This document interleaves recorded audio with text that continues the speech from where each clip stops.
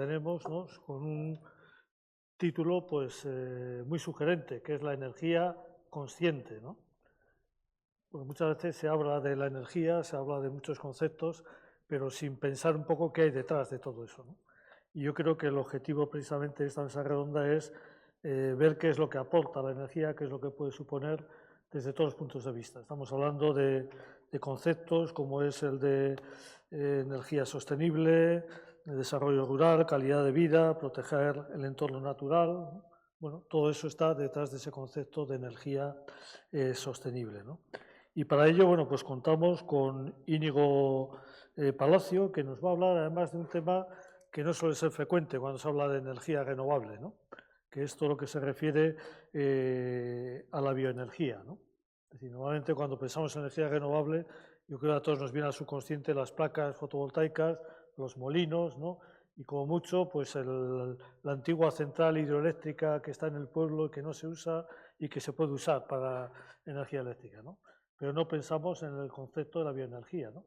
Y creo que es un elemento interesante, ¿no? Íñigo Palacio, pues que es ingeniero industrial, que lleva pues 29 años trabajando en Repsol con los temas de innovación, ¿no?, de nuevas actuaciones, precisamente pensando en el desarrollo sostenible, ¿no?, y en lo que es pues la bioenergía, ¿no?, que creo que es algo novedoso, no habitual e interesante de conocer, ¿no? Y después también tendremos a... Vamos a ver, aquí se me ha ido.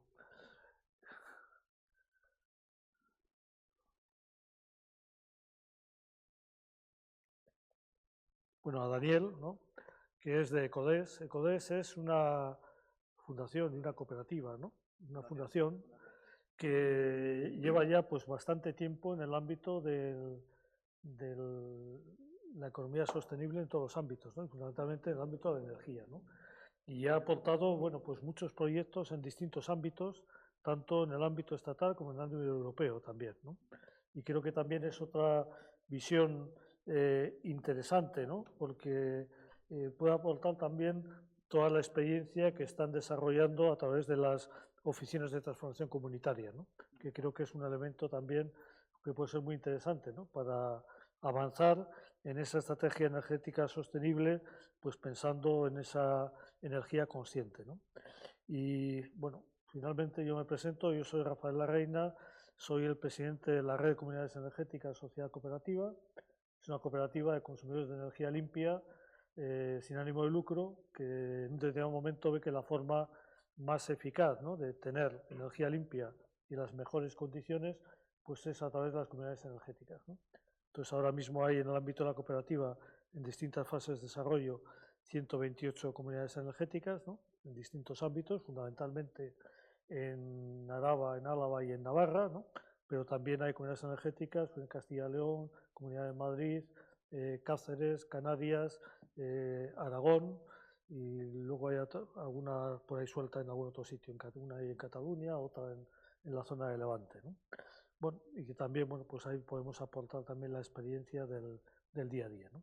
Y sin más, yo creo que le paso la palabra a Íñigo, ¿no?, que creo que nos va a aportar, bueno, pues una visión interesante, ¿no?, de algo que no es habitual cuando hablamos de energía renovable. Muy bien, pues, oye, muchas gracias. Lo primero, muchísimas gracias a todos los organizadores de la Gran Quedada Rural por la invitación. Es un orgullo estar aquí y la verdad es que tenía muchísimas ganas de venir y de entender un poco pues, toda esta iniciativa que me parece fantástica.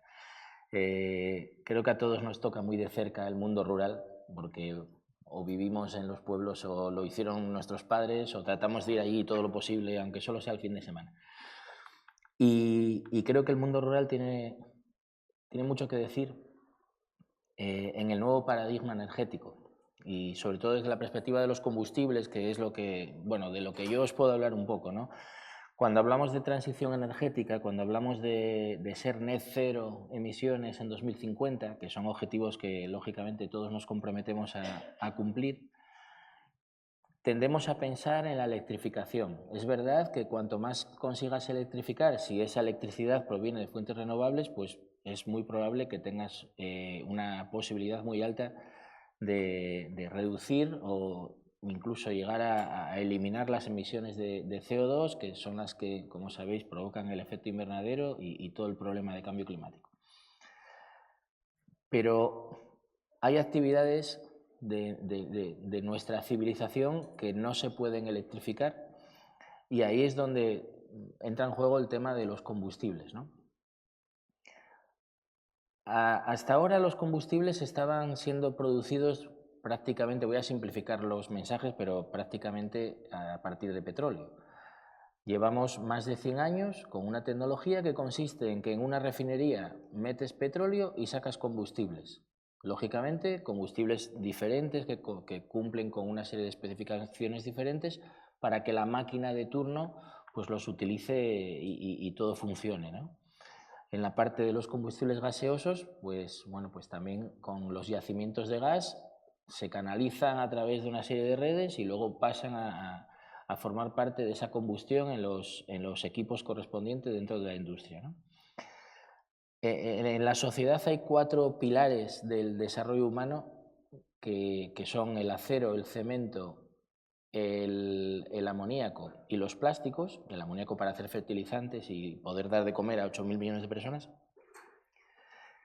que no se pueden fabricar con electrificación, necesitan otro tipo de combustibles, básicamente gas. Entonces, ¿qué ocurre? Que ahora mismo la transición energética supone cambiar absolutamente los paradigmas de dejar de utilizar combustibles fósiles, petróleo y gas, el petróleo a través de las refinerías, el gas de una forma un poco más directa, consumido, bueno, pues a través de los transportes de tubería. Y ahora tenemos que ser capaces de seguir teniendo esos combustibles que necesitamos, pero sin que generen huella de carbono. Y la única forma de hacer eso es mediante tecnologías que permitan fabricar combustibles a partir de residuos orgánicos o de biomasa. Y por eso empecé mi frase diciendo de lo importante que es el papel que juega el mundo rural en el nuevo paradigma energético. Porque los residuos orgánicos pueden estar muy presentes en el ámbito rural, porque ahí es donde están las instalaciones agrícolas y las instalaciones ganaderas, y porque la biomasa, lógicamente, ya sea agrícola o forestal, pues también se encuentra en áreas rurales. Con lo cual el mundo rural tiene un papel absolutamente protagonista en la generación de energía, no en el consumo de energía.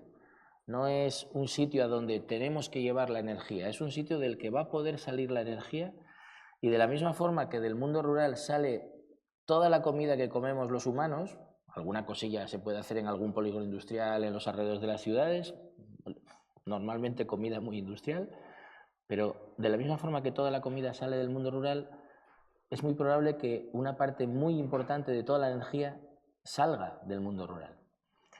Y ese paradigma además tiene una diferencia respecto al actual, y es que ahora mismo, para poder tener los combustibles que necesitamos en nuestro día a día, y por poner un ejemplo concreto en España, bueno, pues oye, tenemos una red de gasoductos por donde viene el gas natural, que viene básicamente de Argelia, de Estados Unidos o de Rusia, se inyecta a través de las tuberías y cada uno de nosotros tenemos la típica llave del gas en nuestra vivienda, en nuestra industria, en nuestro comercio, y consumimos ese gas que viene, bueno, pues distribuido de esa forma más o menos coordinada.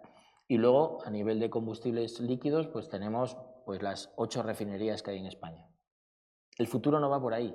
El futuro no va de tener 8 refinerías y una buena red de gas natural que es alimentada por las plantas de regasificación que tenemos en las costas españolas o a través de los tubos que nos vienen por Francia o por Argelia.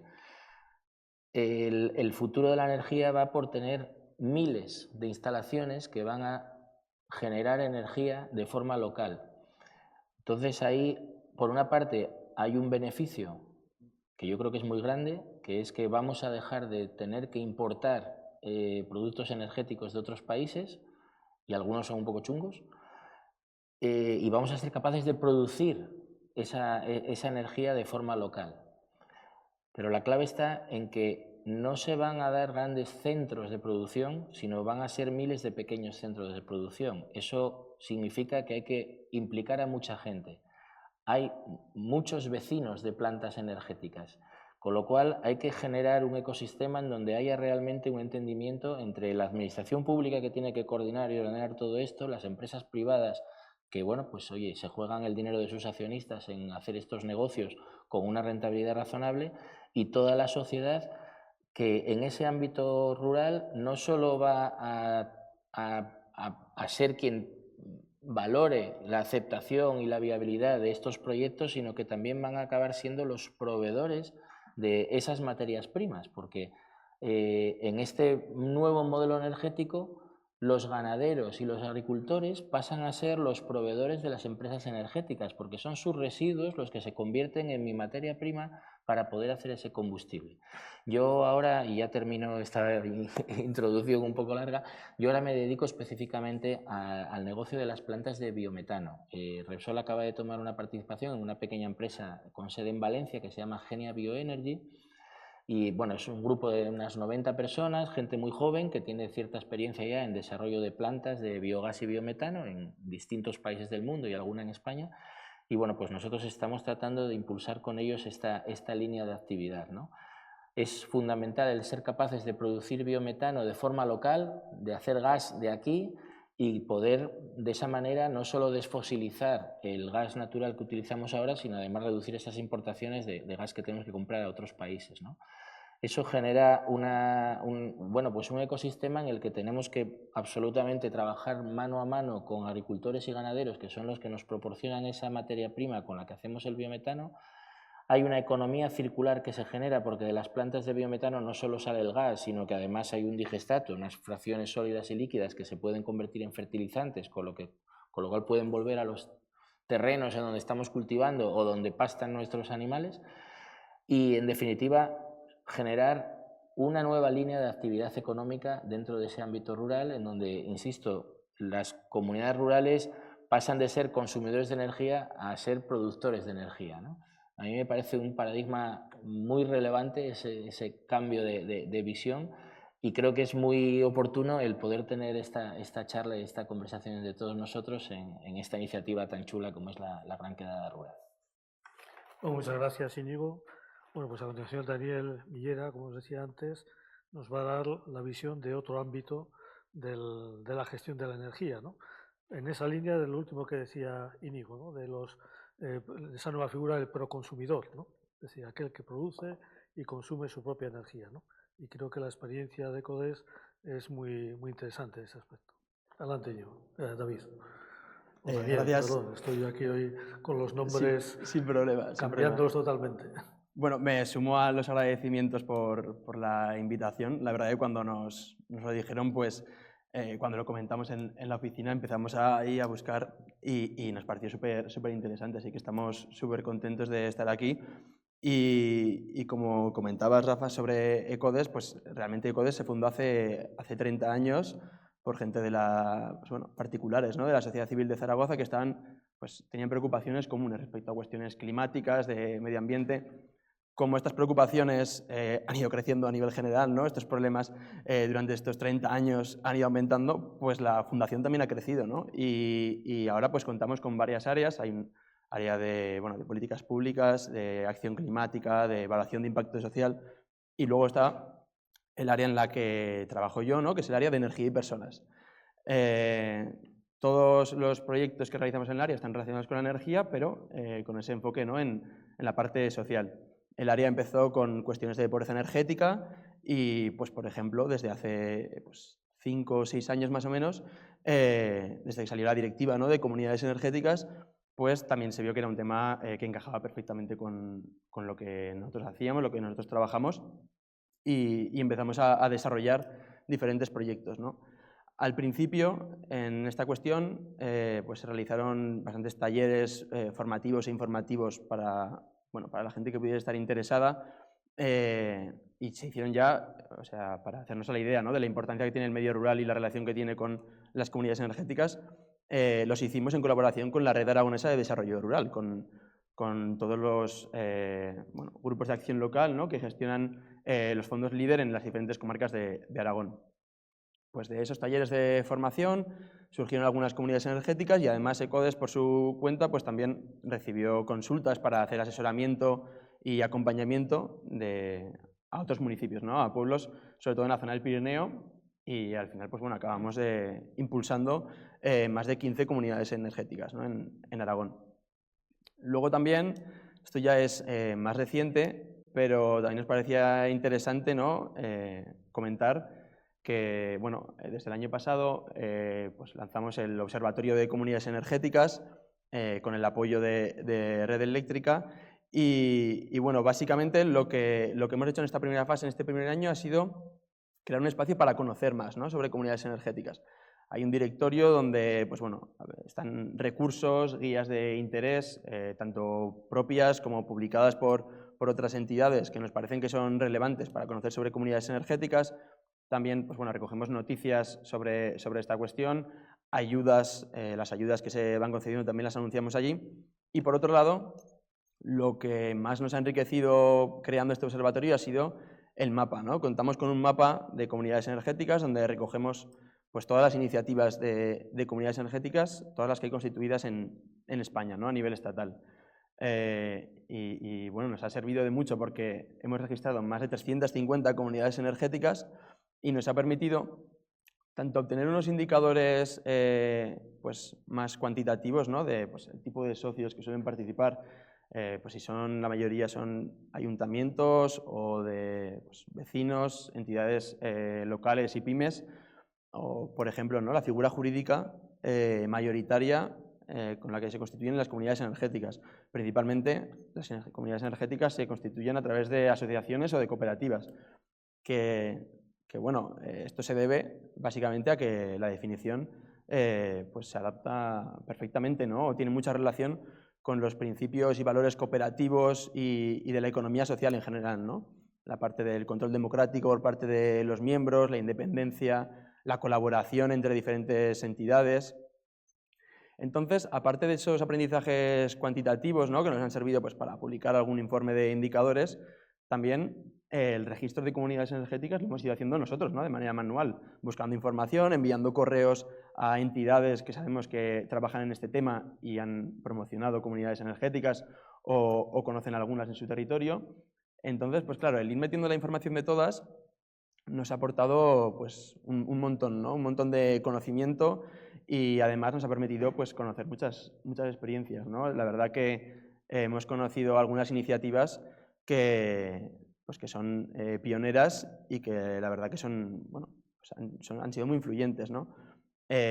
Muchas de ellas se han desarrollado en pueblos, sobre todo. Yo creo que además la propia legislación, ¿no? De comunidades energéticas, incluso las guías que publica el IDAE, ¿no? Otras entidades para promover la creación de comunidades energéticas, hablan de varios beneficios que ofrecen estas entidades, pero por ejemplo hablan de que fortalecen las relaciones sociales, ¿no?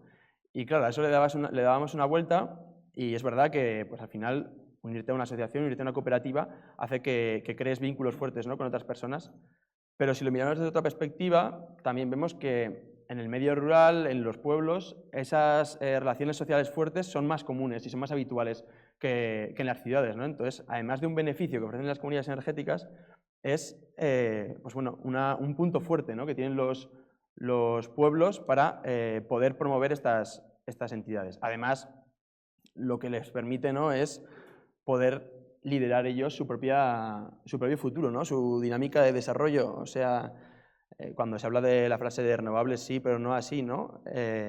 Claro, hay que decidir el cómo. Pues qué mejor que la propia gente del territorio decida cómo quieren desarrollarse ellos en esa cuestión. Luego, además, aparte de este observatorio en el que seguimos trabajando, el año pasado el IDAE sacó una convocatoria, ¿no? De oficinas de transformación comunitaria y nosotros nos decidimos presentar para constituir una oficina, ¿no? Ahora tenemos una oficina de transformación comunitaria que es Energía Común y dentro de nuestro papel como oficina pues estamos desarrollando una aplicación virtual para acompañar a comunidades energéticas de toda España, pero a nivel territorial en Aragón también hemos desarrollado un programa presencial con varias sesiones, otra vez como pues, la experiencia anterior nos pareció tan positiva, hemos vuelto a colaborar con la Red Aragonesa de Desarrollo Rural. Entonces, a través de 4 ediciones, en las que en cada edición participan 5 grupos de acción local de Aragón, pues llevamos a cabo, en la primera edición, que la terminamos antes de verano, 7 sesiones, en esta, que la arrancamos la semana que viene, 5 sesiones en las que tratamos los temas principales relacionados con comunidades energéticas, ¿no?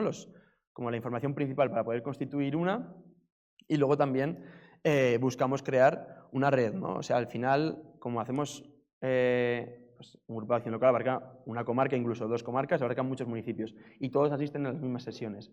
Entonces, al final se acaban uniendo en la misma sesión para tratar el mismo tema gente de diferentes municipios, gente que a lo mejor en su municipio ya tienen una iniciativa más avanzada, gente que va por su cuenta porque les interesa el tema, gente que es miembro de un ayuntamiento, vecinos particulares. Entonces, se crea ahí un caldo de cultivo, ¿no?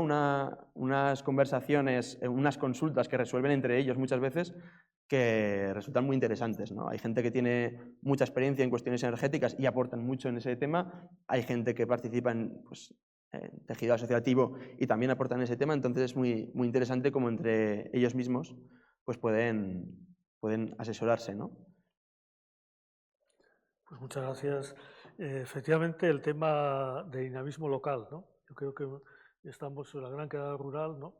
La energía consciente, yo creo que es especialmente consciente en los ámbitos rurales, ¿no? La directiva de la Unión Europea, yo suelo decir que coincide perfectamente con la filosofía, por ejemplo, en Álava, de los concejos, ¿no? Es decir, que es una figura muy específica de Álava, son los antiguos pueblos que siguen manteniendo pues, su propio patrimonio, su propia capacidad de decisión, sus órganos de gobierno, aunque estén integrados en un municipio, ¿no? Y tienen una figura que es tradicional en el País Vasco, que es el ausolar, los trabajos comunitarios, las veredas, ¿no?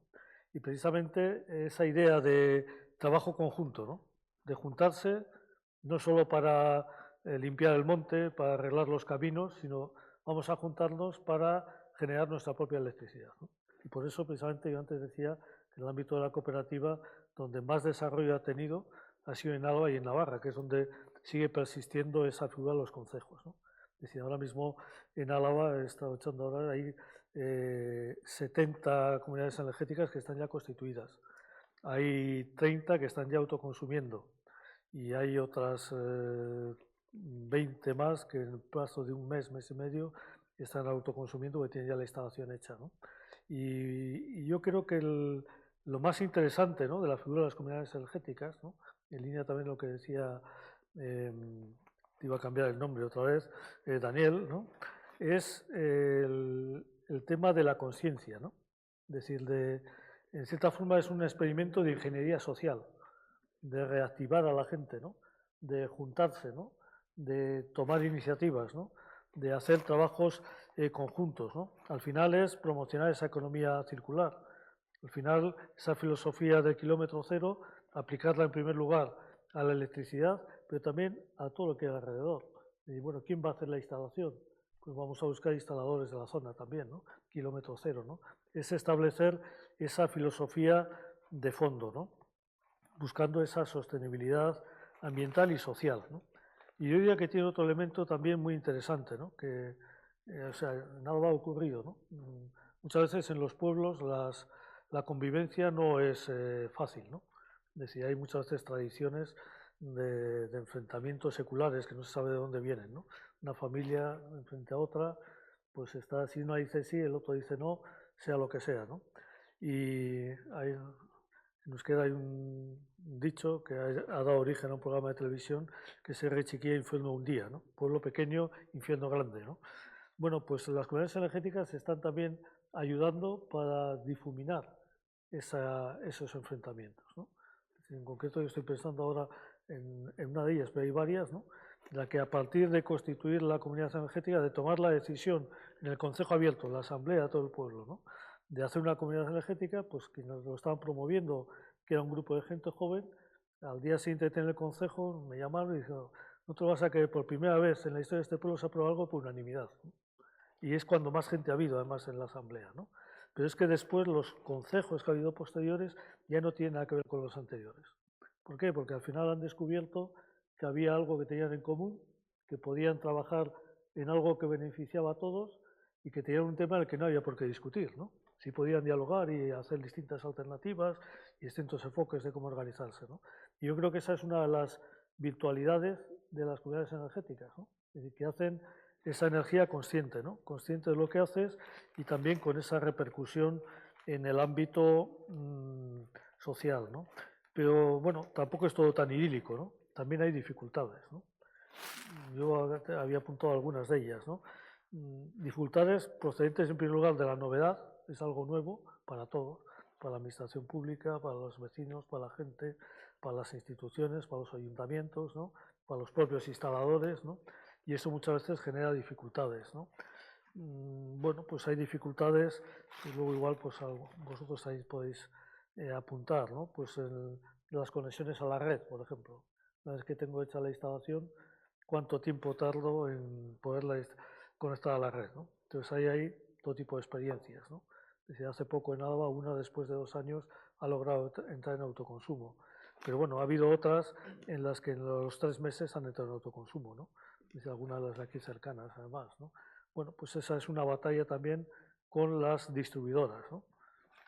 Ahora mismo también ha habido otra en Aragón que después de 2 años y pico, bueno, pues se ha logrado, ¿no? Pero se ha logrado porque al final la comercializadora de aquella zona, ¿no? Que es Endesa, bueno, había ya una amenaza de denuncia ante la Comisión Nacional del Mercado de Valores apoyada por el propio gobierno de Aragón, ¿no? Y ante eso, boom, de pronto se ha desbloqueado y han logrado autoconectarse, ¿no? Entonces, bueno, esa es una de las dificultades, ¿no? Otra de las dificultades son las comercializadoras, ¿no? Al día después, ¿no?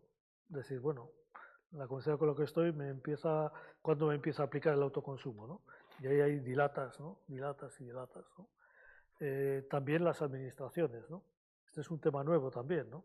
Entonces, la administración local, los propios secretarios, a veces los ayuntamientos, ante un tema nuevo, dicen, esto no se puede, esto no se ha hecho nunca, ¿no? Que es la típica, bueno, pues es otra de las dificultades que hay que solventar, ¿no? Y luego hay otro tema que también nos quería plantear, ¿no? Que es el tema de las ayudas, ¿no? Las ayudas, incluso las realidades, están más pensadas en las grandes empresas, ¿no? Y se olvidan un poco de las pequeñas comunidades energéticas, que son las comunidades energéticas genuinas, que responden a la directiva de la Unión Europea, ¿no? Y muchas veces los requisitos que se les ponen están pensados más en las grandes empresas que en las pequeñas comunidades energéticas, ¿no? Yo al final, ya os paso la pelota a los dos, ¿no? Diría que lo fundamental a la hora de impulsar las comunidades energéticas para impulsar todo ese desarrollo local también, ¿no? En el ámbito rural, hay que tener paciencia y constancia, ¿no? No sé qué pensáis sobre todas esas cosas que os he echado ahí encima. Pues, a ver, yo por una parte la vereda, por otra parte las dificultades y por otra parte las subvenciones o las ayudas, ¿no? Yo soy asturiano, allí trabajar los vecinos juntos se llama andecha. Os cuento una anécdota, yo tengo ahí una casa de mis antepasados en un pueblo de 10 casas y bueno, pues no estaba asfaltado y todo el día peleando con el ayuntamiento para que nos asfaltasen el pueblo y conseguimos que el ayuntamiento pusiese pues lo que es el producto, el asfalto, pero no ponía mano de obra. Mi padre consiguió que nos dejasen una pequeña de estas máquinas que es manual, bueno, para tratar de apisonar todo el asfalto, y el pueblo lo asfalté yo con esa máquina. Entonces, no tiene nada que ver que te lo asfalte otro a que lo hayas hecho tú, bueno, yo y 4 vecinos más, ¿no? Entonces, lo que se hace, lo que hace uno mismo se lo valora mucho más que lo que te hacen otros, ¿no? Con lo cual es importantísimo el tratar de, en este mundo de la energía, también tratar de identificar en qué podemos contribuir todos para hacer proyectos de forma conjunta. No solo la gran empresa energética que aparece por aquí y propone un proyecto,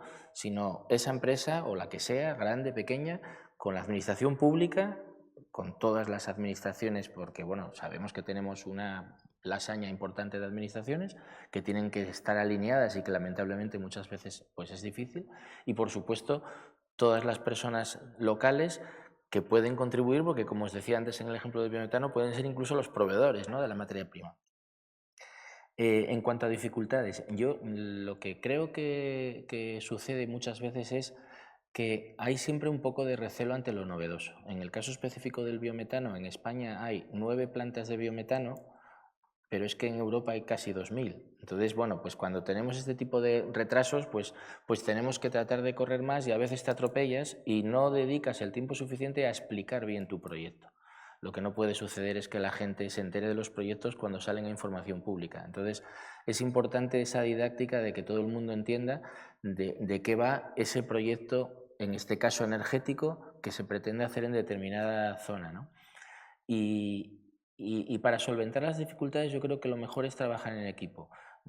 Yo ayer me tocó hablar de un proyecto nuestro de biometano en Vilches, una localidad de Jaén, y yo lo que vi allí fue una maravilla porque en la primera fila estaba el Ayuntamiento, la Diputación y la Junta de Andalucía diciendo todos a una, y eran de distintos partidos políticos, que estaban absolutamente volcados en apoyar y promover este proyecto. Y toda la demás gente eran los ganaderos locales, los dueños de la finca y todos los vecinos que, bueno, que les está pareciendo interesante el proyecto. Entonces, eso es fundamental. Tienes que tratar de conseguir ese ecosistema en donde todos veamos que hay un valor compartido y todos podemos aportar o recibir, ¿no? Evidentemente hay dificultades cuando tienes que implementar tecnologías que a lo mejor son novedosas. En el caso del biometano, pues no es tan novedoso. Una digestión aerobia es una tecnología que se conoce de toda la vida, plantas de biogás y biometano hay miles en todo el mundo. Pero cuando hablamos de eso que os decía antes, de ese cambio de paradigma, de que tenemos que conseguir convertir residuos o biomasa en energía, en combustibles, pues empezamos a hablar de gasificación, de pirólisis, de fermentación. No hay plantas de gasificación en el mundo. Entonces, claro, las primeras que pones tienes también ese riesgo tecnológico que hay que saber explicar a la gente y compartir ese punto de novedad, ¿no? Entonces, bueno, pues para mí yo creo que lo más importante para evitar las dificultades es estar todos unidos y hacer que los proyectos realmente sean proyectos de localidad, proyectos de región, proyectos de país, y que haya una coherencia entre lo que queremos y lo que hacemos, porque no tiene sentido que digamos que queremos la transición energética y pongas un proyecto en la administración pública para que te lo aprueben y pasen años sin recibir la autorización. No tiene sentido que las empresas pretendan meter en la administración proyectos para aprobar que objetivamente no están bien montados. Hay que hacer las cosas con sentido común. Entonces, yo creo que lo mejor es organizarse bien, porque normalmente lo que se prepara bien sale bien. Si somos todos rigurosos y hacemos las cosas bien, yo creo que tenemos mucho más probabilidades de éxito, ¿no? y de salvar esas dificultades que las hay. Y por último, en cuanto a subvenciones, yo voy a hablar un poco desde una perspectiva de empresa grande, y es verdad que si lo llevamos a un ámbito de comunidades energéticas, creo que se necesita que haya ayudas económicas para que las cosas puedan funcionar entre vecinos que se están poniendo de acuerdo para generar energía. En el caso de las empresas más grandes, que afortunadamente podemos tener una capacidad financiera de solucionar la forma de pagar los proyectos sin necesidad de ayudas de dinero público, yo creo que todos estaríamos de acuerdo en que preferiríamos reducir los trámites de la administración pública antes que recibir dinero público. Todo lo que sea hacer las cosas más rápido contribuirá a llegar cuanto antes a ese reto brutal que tenemos de ser net cero en 2050 en el ámbito energético. Entonces, bueno, todo depende también de las necesidades de cada proyecto y tiene que haber una coherencia pues, entre lo que se quiere desde las administraciones públicas, su capacidad de aportar una ayuda financiera, que también hay que tener en cuenta que depende de la capacidad y muchas veces depende de los impuestos que todos los ciudadanos pagamos. Y bueno, pues afortunadamente yo creo que en Europa ahora mismo hay mucho dinero en juego para todo el tema de transición energética. Siempre hablamos de miles de millones de euros que se van a distribuir para proyectos. A mí lo que me parece más importante es que se entregue ese dinero a proyectos que realmente sean creíbles, realistas y que tengan una probabilidad muy alta de éxito. Una cosa es el dinero que entregas para el I+D, por supuesto hay que investigar, hay que intentar encontrar nuevos caminos y para eso hay unas líneas, pero cuando estás hablando ya de proyectos más maduros y para implementar y poder generar riqueza en un territorio, hay que ser serios y revisar bien que los proyectos lo merezcan. Por añadir otra... Perdón, que igual me enrollo mucho. No, perfecto. Para añadir otra palabra a lo que estáis comentando, yo soy de un pueblo de Teruel, no sé exactamente cómo se dice a hacer trabajos en común en Teruel, pero sí que sé que hay en otras zonas que es hacederas, ¿no? Y cuando comentabas pues, bueno, esos ejemplos, es real que a nivel de comunidades energéticas pues, se dan en muchos municipios, ¿no? En el caso de Luco, que es bueno, Luco Energía, ¿no? Una comunidad energética que se encuentra en Luco de Jiloca, un muy pequeño pueblo en Teruel, que es una pedanía de un pueblo un poco más grande, que es Calamocha, que también cuando nos informábamos sobre el proyecto, cuando nos lo contaban, por un lado, surge de 4 amigos de toda la vida que tenían ideas a nivel particular de ponerse placas en sus tejados, ¿no? Durante la pandemia la dieron vueltas y si nos ponemos placas en nuestros tejados, bueno, vieron lo que era la figura de comunidades energéticas y dijeron, bueno, y si convencemos al resto del pueblo para hacerlo de manera comunitaria, ¿no? Entonces ya en un pueblo pues, de pocos habitantes, con población bastante envejecida, ese ejercicio en 2020, que la legislación era reciente, ¿no? O sea, todavía más farragosa de lo que puede ser ahora, pues ese ejercicio de convencer a los vecinos para desarrollar un proyecto de comunidad energética, pues es un ejemplo, ¿no? Y es muy, muy inspirador. Además, después, cómo lo llevaron a cabo, o sea, pues también compraron un terreno, la adaptación del terreno, el aplanarlo, etcétera, incluso la instalación la hicieron ellos. Pues si uno tenía tractor, llevaba el tractor, otros se ponían a hacer otras tareas, entonces eso es un ejemplo bastante interesante, ¿no? Y parecido a lo que comentabas tú. Incluso también salió, yo lo vi en las noticias, ¿no? Pero más cercano a esta zona, en Sabando, pues también, claro, no es una comunidad energética, porque esto lo hicieron hace 10 años, ¿no? Pero pues también, al ser un concejo, ¿no? Tenían un monte que es comunal, es de los vecinos, y decidieron que, bueno, que los árboles, ¿no? Que hay que talar anualmente para sanear ese monte, pues que lo iban a gestionar ellos, ¿no? Entonces, con esos árboles que hay que cortar, pues los enviaban a una empresa que se lo trituraba para hacer pellets, ¿no? Para hacer, pues bueno, redes de calor. Pero ya más allá de, o sea, en vez de subcontratar todo el proceso y tener ya su red de calor, lo que ellos recibían era, pues bueno, las astillas todavía húmedas, y lo que hicieron era un proceso colaborativo, ¿no? Comunitario, en el que todo el pueblo iba y algún sábado pues iban y extendían esas astillas en las pistas del colegio, ¿no? Para secarlo. También hacer ese trabajo, ¿no? Como decías, asfaltar tu pueblo, generar tu propio calor, es todavía más enriquecedor, ¿no? Pues bueno, el valor añadido que ofrece una comunidad energética. A veces tendemos a asociar comunidad energética con autoconsumo colectivo, ¿no? Porque es lo más habitual. El 98% de comunidades energéticas, su primer proyecto es un autoconsumo colectivo. Pero realmente la comunidad energética va mucho más allá, ¿no? Para empezar, no solo tiene por qué desarrollar ese proyecto, puede desarrollar otros proyectos diferentes y, por otro lado, aporta un valor añadido, ¿no? O sea, la mayoría de la gente a lo mejor entra en el proyecto pues, o porque son del pueblo y se unen a los proyectos del pueblo en general, o porque quieren ahorrar en la factura de la luz y también por generar energía limpia, ¿no? Pero después, pues eso, ¿no? Un pueblo en el que no había consenso para nada, pues el tema de la comunidad energética les lleva a ponerse de acuerdo por lo menos en una cosa, ¿no? Y luego ya veremos. Entonces, ese valor añadido que generan las comunidades energéticas es lo que yo creo que de verdad las hace diferentes, ¿no? Por eso, cuando se habla de transición energética, tendemos, y es normal, ¿no? Porque hay unos objetivos de reducción de emisiones, pero tendemos a hablar de la parte técnica, pero también es una transición en el ámbito social, ¿no? Está claro que las energías renovables son más fáciles y más asequibles para generar por parte de la ciudadanía, ¿no? Entonces es una oportunidad para que la ciudadanía pues, tome ahí parte del control. Como hablabais al principio, el rol de la ciudadanía ha sido casi siempre únicamente de consumidor, no ha podido participar de otra manera en el sector energético, elegir tu comercializadora y poco más. Y ahora puedes generar tu propia energía y realizar, ¿no? Tener otro rol diferente y ya no ser solo consumidor, también productor, ¿no? O prosumidor de la energía. Entonces, eso es bueno, en mi opinión es lo que de verdad, cuando se habla de comunidad energética como una figura innovadora, es por esa parte, ¿no? Por la parte social, por el poder que le das a la ciudadanía para decidir los proyectos, las dimensiones en las que van a realizar ese proyecto y bueno, todo el resto de decisiones que deben tomar para llegar a él, ¿no? Y respecto a las barreras, claro, el tema de la administración, sobre todo administración local, ¿no? Es una barrera, pero es una barrera para la comunidad energética, pero también para ellos, ¿no? Para los propios técnicos o secretarios que a veces se ven abarrotados de trabajo como para encima ponerse a estudiar una nueva figura que acaba de surgir, que tampoco está claramente definida, que existe un poco de ruido, ¿no? Alrededor del concepto. Entonces, pues hay que también ofrecerles formación, ayuda y asesoramiento. Y además, bueno, que no solo depende de ellos, ¿no? Que también, si los vecinos lo quieren desarrollar, pues ellos pueden ser quienes vayan formando a su propio ayuntamiento en esta cuestión.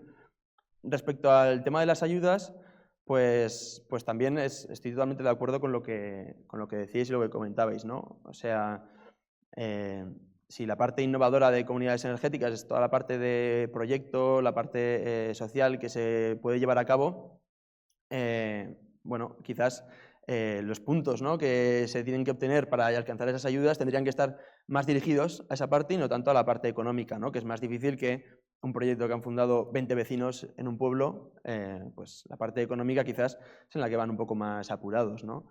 Claro, son convocatorias que van por concurrencia competitiva, los que consiguen más puntos se llevan las ayudas, pues si de 100 puntos, 70 puntos están destinados a reducir la cantidad máxima que puedes pedir para que subvencionen tu proyecto, porque cuanto más reduzca esa cantidad, más puntos puedes obtener, pues hombre, está claro que no favorece estos proyectos, ¿no? Entonces sí que es un reto, tiene que haber un poco de ejercicio ahí también de incidencia y de propuestas para poder que de verdad estos proyectos puedan salir adelante, ¿no? El tema implementa, que es donde está ahora esos 70 puntos por la reducción que hagas de la solicitud de la ayuda. Hay otro elemento que se ha introducido por primera vez, que es poner como obligatorio el tema del almacenamiento. Y ese es un tema también que es difícil para una comunidad energética, porque realmente hoy por hoy las baterías son todavía caras y de corta duración. Entonces al final se come el ahorro, la batería, y no salen las cuentas, incluso con la subvención, ¿no? Yo creo que también tenía que haber hecho una distinción entre lo que puede ser un gran proyecto de una gran instalación productora, ¿no?, para vender al mercado, de lo que son las comunidades energéticas. Y hay otro elemento que subrayabas, Daniel, que es importante, que es el tema social, ¿no? Y es uno de los papeles que están jugando ya las comunidades energéticas, es hacer frente a la pobreza energética. Es decir, por ejemplo, en Vitoria-Gasteiz hay una comunidad energética, una comunidad de vecinos, una manzana, ¿no? Bueno, pues que han decidido digamos, ahorrar algo menos, ¿no? Y en el canon que tienen para los gastos comunes la comunidad energética, pues poner pues 1 o 2 céntimos más por kilovatio, y han hecho un acuerdo, se han puesto en contacto con Cáritas de la zona para localizar a las personas que están en situación de pobreza energética y poder hacer una especie de bono social propio, ¿no? Bueno, pues es un elemento también interesante que está en la filosofía de las comunidades energéticas, que en la directiva de la Unión Europea se subraya ese aspecto social, ¿no? Y creo que es un elemento también importante, ¿no?, en cuanto al modelo, ¿no? Luego también, cuando hablamos de energía consciente, yo creo que ahora mismo también en la sala hay una especie de elefante, ¿no? que es la polémica que hay ahora mismo en Álava, ¿no?, que es el tema de los grandes huertos solares, ¿no?, la ocupación de terrenos de cultivo, ¿no? Bueno, la energía consciente debería llevar también, ¿no?, a compatibilizar ambos usos y sobre todo a evitar, ¿no?, que las tierras de cultivo pues dejen de ser de cultivo, ¿no? Y ese es un elemento que ahora mismo está generando polémica en Álava con razón, porque puede suponer al final pérdida de puestos de trabajo, ¿no? Muchas veces estamos hablando de tierras de cultivo que están de agricultores que están jubilados y que lo tienen alquilado agricultores jóvenes, ¿no? Grandes empresas vienen a ofrecer pues grandes alquileres por esos terrenos, ¿no? ¿Y eso qué significa? Que al final los agricultores jóvenes a veces se quedan sin el mínimo de hectáreas necesarias para hacer viable su proyecto de vida, ¿no? Entonces, bueno, ese es uno de los temas también que está encima de la mesa y que la conciencia, ¿no?, debería llevar también a cómo gestionar ese tema, ¿no? No sé qué pensáis también sobre ese tema, porque creo que no solo se produce en Álava, sino que se produce en otros sitios también, ¿no? Sí, bueno, por ejemplo, en Aragón, en Teruel, en la zona del Maestrazgo, que además tiene mucho valor por su biodiversidad, ¿no? También no es huertos solares, es más tema de molinos, ¿no? Pero un poco la polémica o el debate es el mismo, ¿no? Es que se están quitando pues, oportunidades en otro tipo de negocios, en otro tipo de economía a la gente de allí, ¿no?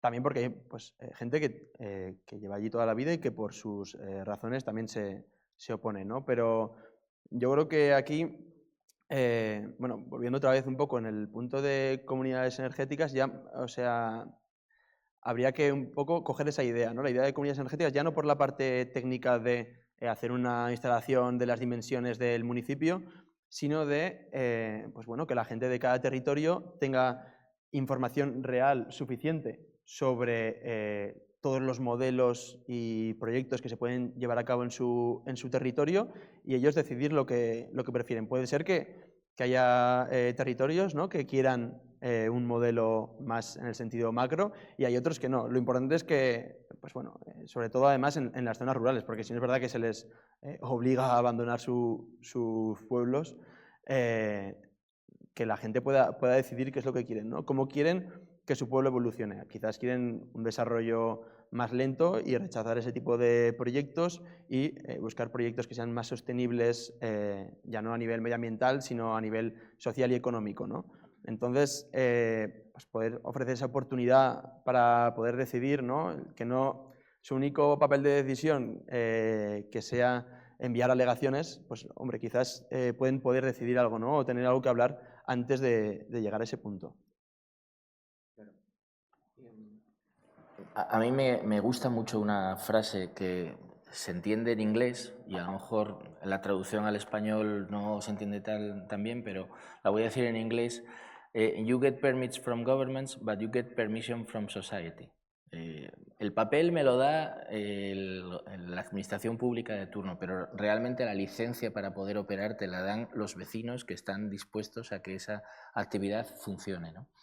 Entonces, yo creo que es fundamental el tratar de explicar bien el proyecto que tienes en esa comunidad local en donde pretendes estar durante los próximos 30 años. En el caso de los combustibles, cuando hablamos, por ejemplo, de una planta de biometano, es que es una planta viva, es una instalación bioindustrial, en donde tienen que todos los días del año entrar unos residuos que provienen de los ganaderos y los agricultores de la zona, donde tienes que hacer una digestión aerobia, donde estás echando unas bacterias que hacen lo que tienen que hacer para que aquello se convierta en lo que se va a convertir. Tienes que sacar el gas, pero tienes que coger el digestato, la parte sólida y líquida, y tratar de convertirlo en algo que tenga valor para fertilizar esa tierra y hacer esa economía circular. Y eso lo tienes que hacer todos los días del año durante los próximos 25 años, porque si no, no tiene sentido esa planta. Sin ningún ánimo de comparar con el mundo de los electrones, pero bueno, pues no es sentarte allí y esperar a que salga el sol y a ver si un día tienes que pasar a limpiar los paneles solares. Es mucho más complicado. Entonces, claro, tenemos mucha responsabilidad en asegurarnos de que todo el mundo entiende que todo eso va a dar beneficios y valor compartido a ese territorio durante los próximos 25 años, porque es un organismo vivo, si me permitís un poco la expresión, ¿no? Entonces, claro, lo que no tiene sentido es presentar proyectos que no estén bien diseñados, presentar proyectos sin comunicar y que la gente se entere cuando sale información pública, la documentación formal. En el caso de los combustibles, la gente está preocupada por, oye, esto huele, esto hace ruido, estos camiones que entran y salen van a estar pasando por delante de mi casa. Pues hombre, lo primero que tiene que suceder es que la empresa que quiera promover un proyecto de esos tiene que hacerlo pensando en no molestar, ¿no? El 11º mandamiento, no molestar. No es lo mismo querer montar aquí la planta de biometano al lado de las piscinas que montarlo en una finca a 10 kilómetros que está aislada y no hay ni una sola casa alrededor. No es lo mismo pretender pasar los camiones por el puente encima del río que hacerlo por una autovía donde hay 2.000 camiones diarios que pasan. Pongo ejemplos así un poco aleatorios, pero que al final son de sentido común, ¿no? Entonces, ¿qué nos está ocurriendo? Pues que hay un proceso de aceleración de todos los proyectos de renovables, entiendo que en la parte eléctrica también, aunque es verdad que el nivel de madurez que tenemos ahora mismo en generación eléctrica renovable en España es envidiable para el resto de países en Europa y en ocasiones gracias a eso la luz es más barata. Y puede estar llegando a un punto de saturación, de que la gente diga, mira, ya está bien de paneles, ya está bien de tal, pero nosotros no es por saturación, porque solo hay 9 plantas de biometano, pero aún así tenemos contestación, la gente te dice, oye, yo es que no quiero una planta de esas porque a ver si resulta que me va a generar impactos. No hay ninguna actividad industrial que no genere impactos. No podemos decir, no te preocupes, que esto pues dependerá de cómo lo diseñes, dependerá de en qué medida te gastas dinero en aplicar las mejores tecnologías, dependerá del sentido común de dónde pones las cosas y dependerá del beneficio que estás generando en el ámbito local, en nuestro caso, pues porque estés haciendo una mejor gestión de esos residuos que a lo mejor son los que realmente están generando problemas. Hay zonas, sabéis, en España y en Portugal que tienen grandes problemas con todo el tema de los residuos ganaderos, pues por los olores que genera el purín, etcétera, ¿no? O contaminaciones de ríos, etcétera. Entonces, si tú llegas a un territorio ofreciendo una propuesta energética que además puede dar alguna solución, algún problema local, y encima estás diciendo que lo que vas a hacer es generar una actividad económica durante los próximos 20, 25 años en donde no es solo la gestión pura de hacer el biometano, es que hay que estar todos los días allí con camiones, con arreglos, con actividades que pueden hacer empresas locales porque hay una instalación viva. Pues todo eso, explicándolo bien, diseñándolo bien y acordándolo bien con todos los stakeholders, como solemos decir de forma un poco cursi, pues tienes muchas más probabilidades de que te salga bien que si vas a lo tuyo. Entonces yo creo que hay que ser razonables, hay que tener sentido común y hay que tratar de que los proyectos tengan ese valor compartido para todos los que van a estar implicados en ellos. Y es la forma de que salgan bien. Porque todo el mundo tiene derecho a tener una incertidumbre sobre si algo que se va a poner cerca de su casa va a generar algún tipo de impacto negativo. Los impactos, si existen, hay que mitigarlos y si no se pueden mitigar, hay que compensarlos. Y si ni siquiera compensándolos tiene sentido el proyecto, pues el proyecto no saldrá. Uno de los elementos, yo creo que también a la hora de buscar esa conciencia sobre la energía, es la idea, esa frase típica, ¿no? De lo pequeño es hermoso, ¿no? Es decir, que a partir de pequeñas cosas, de pequeñas instalaciones, las comunidades energéticas normalmente funcionan en el ámbito del autoconsumo, instalaciones menores de 100 kilovatios pico, ¿no? Que son, bueno, pues ocupan pocas superficies y normalmente pues no ocupan tierras de cultivo, suelen ser cubiertas, etcétera, ¿no? Entonces, por ejemplo, de las comunidades energéticas que ahora mismo en Álava van a estar en autoconsumo a final de año, van a generar entre todas un poquito más de 4 megavatios de potencia. Es decir, eso equivale a 2 grandes huertos solares, ¿no? Es decir, a partir de pequeñas instalaciones, con el beneficio que eso tiene desde el punto de vista medioambiental, desde el punto de vista económico, porque las personas que están en los distintos pueblos, bueno, van a tener, incluso los propios concejos y ayuntamientos que forman parte también de la comunidad energética, es otra de las cosas que subraya también la directiva, ¿no? Es decir, que es deseable que los entes locales formen parte de la comunidad energética como un elemento más, como un miembro más de esa comunidad energética, ¿no? Bueno, pues ahí se van a liberar fondos económicos en los ámbitos familiares, en los ámbitos de los pequeños negocios, ¿no? Las pymes, ¿no? Que van a tener, bueno, pues un mayor margen de beneficio económico, de viabilidad económica, ¿no?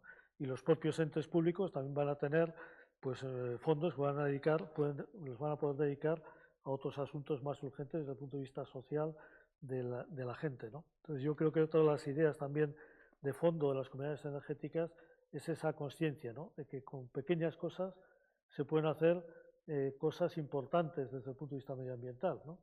Es decir, hablaba de los megavatios de potencia, pero son también cerca de 2.000 toneladas de CO2 menos que se van a echar al medio ambiente, ¿no?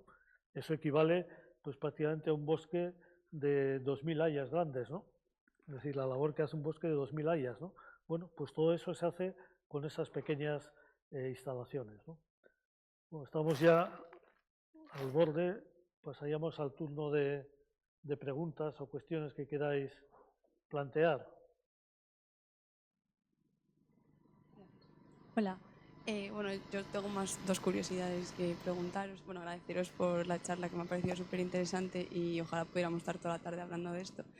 Quería preguntaros cuando, bueno, a nivel más de CODES o de la red de comunidades energéticas, si tenéis alguna plataforma de divulgación a la hora de llegar a pues, otras zonas que quizás no estén tan interesadas o no sean tan conscientes de este tipo de formación, pues de agrupaciones para formar una comunidad energética, pues a la hora de llegar a este tipo de población que quizás esté menos interesada y pues poder que les llegue esa información y poder llegar a formar una comunidad, porque es quizás más fácil cuando tú llegas a un pueblo y hay un interés, hay unas personas como en el pueblo de Teruel que decías tú, que ya quieren tirar por ello, pero para que haya un modelo funcional y podamos generar pequeños generaciones en diferentes sitios de todo el país, pues habrá que llegar a zonas donde ahora mismo pues no les interese a otras personas. Bueno, eso como una curiosidad. Y también quería preguntaros si también existen o habéis oído hablar de alguna comunidad energética que no sea solo a base de fotovoltaica o de otra energía renovable. Gracias. ¿Quieres empiezas? Vale. Bueno, gracias por la pregunta. Es verdad que, y realmente, ¿no? Antes hemos dicho más de 350 comunidades energéticas, pero bueno, es que hay muchos municipios en España, ¿no? Parecen un montón, pero realmente faltan muchos municipios y falta mucha gente que todavía no conoce sobre comunidades energéticas o tampoco crea que eso vaya con ellos, ¿no? A lo mejor lo ves desde el punto de vista de la energía y dices, yo no me voy a poner aquí a liarla, a poner unos paneles que no tengo ni idea, ¿no? Si nos hacen una propuesta, pues ya veré, ¿no? Yo creo que ahí, bueno, con el observatorio, con esta primera fase de conocer, ¿no? Buscamos eso, pues también divulgar y difundir guías que, bueno, van de un lado a otro, algunas son más técnicas, algunas son más sociales, para, pues bueno, con varios temas, ¿no? Poder acercar a gente de diversos campos a las comunidades energéticas. Y, por ejemplo, en ese aspecto también, yo creo que, igual que hemos dicho antes, ¿no? Que entre asociaciones y cooperativas son el 98% de las comunidades energéticas, ¿no? Las dos son figuras de la economía social. Creo que algo positivo que tiene la economía social en general es que son como, bueno, especialistas en liar a gente, ¿no? Entre ellos, entre asociaciones, hay mucha colaboración, hay mucha participación, gente de diferentes ámbitos se unen para crear proyectos conjuntos, ¿no? Entonces, pues bueno, que seguro que hay asociaciones que sí que están teniendo un papel muy importante en un municipio que no tienen nada que ver con la cuestión energética, ¿no? O cooperativas, pero que a través de comunidades energéticas cercanas se les puede involucrar, ¿no? Y a partir de ahí se puede meter un poco el tema en la conversación. Por poner un ejemplo, bueno, CODES ahora está haciendo un proyecto de comunidad energética en un barrio de Zaragoza, ¿no? En el barrio Oliver, que además es un barrio que, bueno, a nivel de prensa, incluso por parte de la población, está un poco denostado y, bueno, siempre se habla del barrio en negativo, ¿no? Entonces el objetivo era que, bueno, en Zaragoza ciudad no hay ninguna comunidad energética, el objetivo era que la primera pues sirviese como para poner el barrio desde un punto de vista de pioneros, ¿no? Entonces, claro, en ECODES entrar a un barrio en el que normalmente no actuamos a constituir una comunidad energética tampoco nos parecía lo más natural, ¿no? Entonces, a través de tener reuniones y conversaciones con todas las entidades sociales que actúan en el barrio, cooperativas, fundaciones, asociaciones, incluso con la parroquia del barrio, pues creamos un grupo motor en los que a lo mejor CODES aportaba el conocimiento técnico sobre comunidades energéticas, pero todas las demás asociaciones han aportado el resto, ¿no? Y a partir de ahí, pues bueno, la comunidad energética ya está constituida, ya está la instalación hecha en el tejado de la parroquia, o sea, ya hemos integrado un agente nuevo que a lo mejor pues tampoco se veía como involucrarse en la cuestión energética, pues ya están ahí también. Y entonces, bueno, esto es un ejemplo, ¿no? Pero puede haber otras muchas entidades que se nos ocurran a las que podemos liar, ¿no? Para lanzar este tipo de proyectos. La experiencia dentro de la cooperativa de las red de comunidades energéticas ha sido que ha sido una especie de boca a oreja, ¿no? Es decir, de un pueblo pasado al pueblo de al lado, ¿no? Y se ha ido extendiendo. Yo suelo decir que la cooperativa no ha hecho ninguna labor comercial, o sea, no ha llamado a nadie para decir que queréis hacer una comunidad energética, ha sido siempre de pueblo, y en los ámbitos urbanos, ahora mismo en Vitoria-Gasteiz hay 2 que están ya autoconsumiendo, una también con un modelo muy interesante que es una comunidad de vecinos y un colegio, que son 2 elementos que se complementan muy bien, porque el colegio funciona del lunes a viernes, los fines de semana no funciona y el verano tampoco, y muchas veces en los domicilios particulares los fines de semana es cuando más se consume y en el verano es cuando más se consume. Entonces ahí se produce una complementariedad pues interesante entre los miembros que forman esa comunidad energética, ¿no? Pero bueno, a raíz de esas 2, pues ahora mismo hay ya otras 4 comunidades energéticas que están en marcha en Gasteiz, ¿no? Pues se va corriendo la idea muchas veces a través de movimientos asociativos, ¿no? Y ahora hay pues otras 4, pues que unas son de 130 vecinos, otra es de 90, otra es de 180 casi, ¿no? Entonces me refiero que se va moviendo esa especie de por ósmosis, ¿no? De uno con el de al lado, con el de al lado, con el de al lado, ¿no? Y creo que ese es un tema interesante también, ¿no? También hay otras que están fuera del ámbito de Álava y Navarra, como decía, que han venido a través de la página web, ¿no? Por ejemplo, las que hay en la Comunidad de Madrid, ¿no? Pues ahora mismo hay una en Torremocha del Jarama que lleva ya consumiendo un año, ¿no? Y que también es una comunidad muy interesante porque es un pueblo relativamente pequeño que tiene mucha actividad asociativa, ¿no? Tiene pues una asociación de pequeñas empresas, ¿no? Y talleres y temas artesanales, tiene un ayuntamiento muy activo, entonces bueno, pues ahí se han juntado todos, ayuntamiento, vecinos, la asociación de pymes, ¿no? De pequeñas empresas artesanales, el ayuntamiento ha cedido la cubierta del polideportivo, y bueno, y están ahora ya, llevan un año autoconsumiendo todos, ¿no? Pues esos llegaron a través de la página web, ¿no? Pero normalmente la mayoría vienen, pues eso, de boca a oreja, ¿no? Le va contando al del pueblo al lado, al vecino, al amigo, y pues estamos haciendo esto, igual nosotros también podemos hacer, ¿no? En cuanto a otras fuentes de, bueno, pues está, por ejemplo, el tema de Sabando tiene ya una comunidad energética con fotovoltaica desde hace un año igual ya. Hay otra comunidad energética que tienen, por ejemplo, una antigua central hidroeléctrica en el pueblo en desuso, pero que esas suelen tener el problema de la licencia, porque las confederaciones hidrográficas ponen muchas pegas, ¿no? Y esa correspondía a la Confederación Hidrográfica del Ebro, que no es muy partidario de dar licencias, pero esta tiene una licencia por 90 años, dada en los años 40, entonces la tiene en vigor, aunque no está en uso. Entonces, bueno, pues la comunidad energética ya tiene placas fotovoltaicas, están pues hablando con el dueño de esa instalación, de esa casa, pues para ver si pueden hacerlo realidad y combinar las 2 cosas, ¿no? Teníamos que acabar, había una última pregunta, si es rápida ahí, y acabamos con ella. Yo quería preguntar a ti lo del metano. ¿Vosotros os encargaríais de recoger a los ganaderos o tendrían que ellos también llevar la basura a la central o cómo sería eso? Y luego la pregunta más así, ¿qué va a pasar dentro de 25 años con tanta placa que nos van a poner por todos los lados? Vamos a ver, ahora mismo los ganaderos tienen unas obligaciones que tienen que cumplir en función de que seas, bueno, de vacas, de ovino, de purín, de cerdo, gallinaza, lo que sea, de gestionar sus residuos, ¿no? Entonces, para que esos residuos lleguen a una planta de biometano, el transporte lo tiene que hacer un gestor de residuos. O sea, si tú tienes una ganadería y yo tengo una planta de biometano, no nos podemos arreglar entre tú y yo. Tiene que haber o tú o yo ser gestor de residuos o contratar a un gestor de residuos que se encarga de moverlo. Entonces nosotros, el modelo que estamos planteando es, si tú ya tienes un gestor de residuos, pues oye, el que tú digas, y si no lo tienes, que sería raro porque normalmente ya lo tienes, pues bueno, pues hay que ver que alguien nos haga esa labor y siempre en la medida de lo posible que sea gente local, que ya esté trabajando en la zona. Tiene muy poco sentido poner una planta de biometano aquí, por poner un ejemplo, y traernos residuos de Huelva. Ya estoy, ponla en Huelva, que yo aquí no tengo un problema de residuos que me vayas a solucionar tú. Entonces, lo que hay que hacer es buscar, oye, ¿en dónde pongo una planta? Pues allí donde sé que esa combinación de purín, de gallinaza, de algún residuo agrícola, algún residuo de industria alimentaria, que tienes algún excedente, caducados, cosas que en el proceso de producción de alimentos sobrantes, etcétera.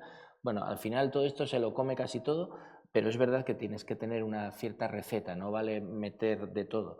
Si tú ves que en una determinada zona tienes todo eso lo más cerca posible para no gastarte un dineral en transporte y para no llevarte problemas ajenos a casas ajenas, pues es cuestión de optimizar ese transporte, y lo que haces es que centralizas toda la gestión de residuos en esa planta. La planta se convierte, en cierto modo, en un servicio que das a los ganaderos de la zona, que ya se despreocupan de la normativa porque ya me encargo yo de tener que cumplirla a través de la planta. El tema de los residuos, ¿no? Hombre, las placas son fácilmente reciclables, digamos, todos los componentes que tienen, ¿no? Entonces yo supongo que dentro de 25 años habrá también un sistema de recuperación. En el ámbito de las comunidades energéticas no le veo problema. ¿Por qué? Porque esas personas que han hecho comunidades energéticas tienen conciencia medioambiental y seguro que se van a encargar de que eso no sea un problema, ¿no? Quizá en otro tipo de instalaciones más masivas, pues eso puede tener quizá otras dificultades. Pero desde el punto de vista del reciclaje, son de los materiales más reciclables, digamos, fácilmente, ¿no? Pues nada, agradeceros a Íñigo y a Daniel y a todos los presentes pues, vuestra atención y animaros a tener esa paciencia y constancia, ¿no?, para hacer realidad las comunidades energéticas. Es que riesgo.